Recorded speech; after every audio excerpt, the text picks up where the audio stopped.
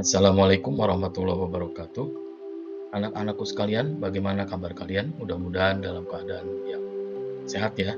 Baik, kita lanjutkan kembali materi biologi SMA tentang enzim untuk kelas 12 MIPA. Sebagaimana yang kita ketahui, enzim adalah suatu senyawa kimia atau protein yang khusus yang berperan sebagai katalisator suatu reaksi kimia di dalam tubuh makhluk hidup. Struktur enzim memiliki kelengkapan khusus, yaitu adalah apoenzim. Apoenzim adalah sisi aktif daripada enzim yang merupakan suatu protein.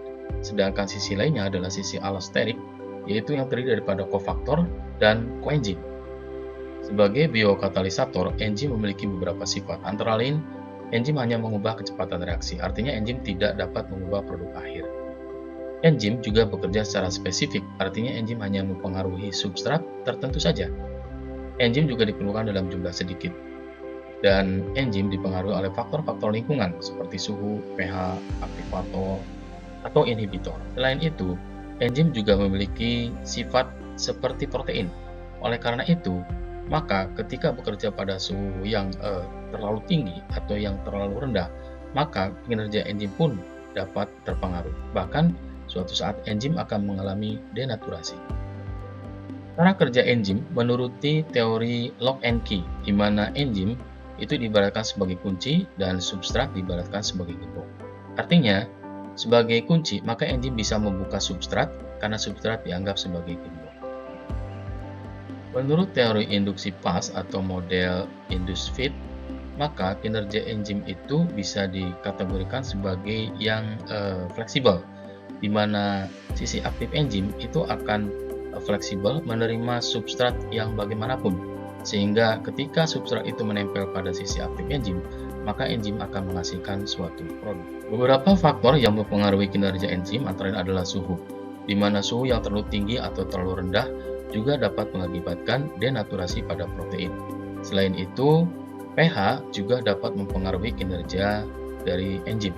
Apabila pH berubah, maka kinerja enzim yaitu pada sisi aktifnya akan mengalami perubahan, di mana enzim tidak akan melakukan suatu kinerja atau disebut dengan denaturasi. Faktor yang lainnya adalah konsentrasi enzim dan substrat, sehingga jika enzim terlalu sedikit ataupun terlalu banyak, maka reaksinya akan berjalan lambat. Berbeda dengan semakin banyak enzim, maka suatu reaksi akan berjalan dengan semakin cepat. Enzim juga terpengaruh dari zat-zat pengikat seperti zat-zat aktivator, yaitu zat-zat yang memacu mempercepat suatu reaksi kimia daripada suatu enzim. Contohnya adalah seperti Cu, Mg, mangan, dan Cl. Faktor yang mempengaruhi kinerja enzim lainnya adalah zat-zat penghambat atau inhibitor. Ada dua macam inhibitor, yaitu inhibitor yang kompetitif dan inhibitor yang non-kompetitif. Yang kompetitif adalah inhibitor yang mempengaruhi sisi aktif daripada enzim, sehingga enzim tidak dapat melakukan kinerja. Begitu pula dengan yang non-kompetitif. Yang non-kompetitif mempengaruhi bagian yang tidak aktif atau sisi elasterik, sehingga enzim pun tidak mampu melakukan kinerjanya. Anak-anakku sekalian, demikian penjelasan mengenai enzim. Mudah-mudahan kalian tetap semangat ya, tetap semangat untuk belajar.